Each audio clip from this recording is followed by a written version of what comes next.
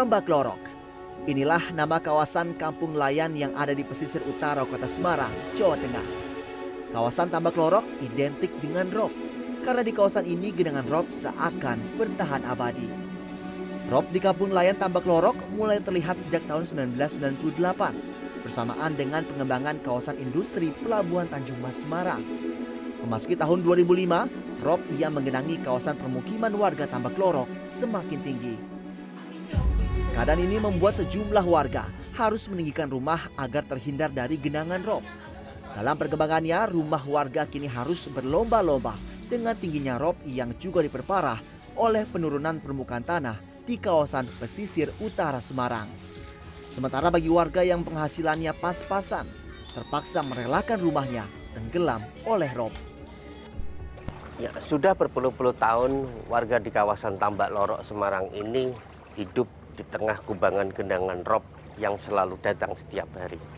Sayangnya, warga menolak untuk direlokasi karena banyak yang berprofesi sebagai nelayan dan tidak ingin jauh dari kawasan pantai dan laut. Siti Halimah, salah satu warga kampung Tambak Lorok, menunjukkan rumah yang tergenang rob di bagian ruang tengah. Genangan rob seakan abadi karena setelah dikeringkan akan muncul genangan kembali bersamaan dengan datangnya rob yang saat dimulai pada pukul 3 dini hari hingga pukul 10 siang. Siti bersama suaminya yang bekerja sebagai nelayan pasrah dan tak tahu bagaimana hidup menghindari rob. Dalam kurun waktu 10 tahun dirinya sudah meninggikan rumah sebanyak 3 kali. Ini sudah tiga kali naiki. 10 tahun, 5 tahun, 5 tahun. Sampai ambles ya. Itu tiap jam 3:30 pagi sampai nanti kan surut, nanti kembali lagi, surut kembali lagi sampai maghrib udah selesai, nanti gitu lagi terus ini.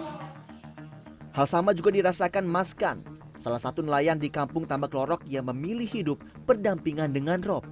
Tawaran relokasi dari pemerintah Kota Semarang dirasa memberatkan karena lokasi yang baru jauh dari pantai dan laut yang menjadi tempat mata pencarian. Susah. Hah? Susah. Kenapa, Mas? Soalnya kalau orang satu mau, yang banyak masih nggak mungkin mau, Mas. Soalnya kerjanya memang di sini dari kecil ya, Mas. Susah dulu pernah mau dipindah tapi nggak jadi. Susah lah di sini. Artinya memang tidak mau jauh dari laut. Kalau jauh dari laut nggak mau ya? Nggak mau kerja apa, Mas? Dari kecil nelayan ini aja. Di sisi lain, rob justru mendatangkan rezeki dan penghasilan. Slamet Suroso salah satunya. Puluhan tahun ia menjadi penjual minyak tanah. Namun karena fenomena rob membuatnya beralih menjadi penjual LPG keliling. Setiap hari, Slamet Suroso masuk rumah warga menerjang rob mengantarkan pesanan LPG. Sejak rob makin meninggi, Slamet Suroso bisa menjual LPG ukuran 3 kg sebanyak 120 tabung dengan cara keliling mengendarai becak motor. 120 tabung. Kebanyakan mereka kendalanya apa? Kendalanya tuh kadang-kadang ya jalannya banjir semua, jadi nggak bisa jalan. Kirimnya satu bakul lah, ada 5, ada 4, ya ada yang 3. Jadi saya pengantar, Pak. Kondisi geografis dan topografis Kota Semarang memang tidak bisa lepas dari kerawanan masuknya air laut pasang ke darat atau rob. Terlebih jenis tanah di kawasan pesisir utara Semarang tergolong aluvial lunak sehingga mudah amblas.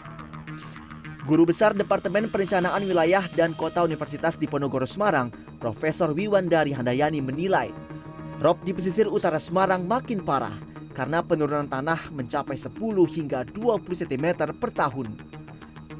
Salah satu penyebabnya akibat penggunaan air tanah yang tak terkendali.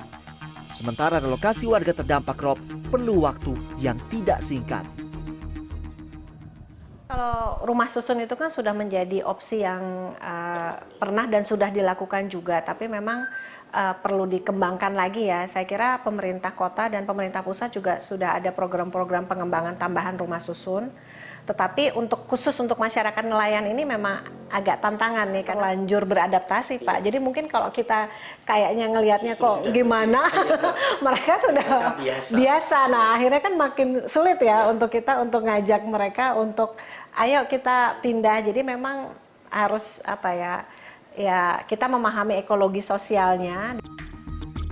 Kini, fenomena perubahan iklim ikut mengancam karena berpotensi menambah atau memperluas rob masuk ke area daratan. Sayangnya tak banyak warga maupun pemerintah yang berpikir panjang untuk menangani bencana rob. Pembangunan tanggul laut hingga peninggian jalan hanyalah solusi sementara mengatasi rob. Damar Sinuko, Semarang, Jawa Tengah.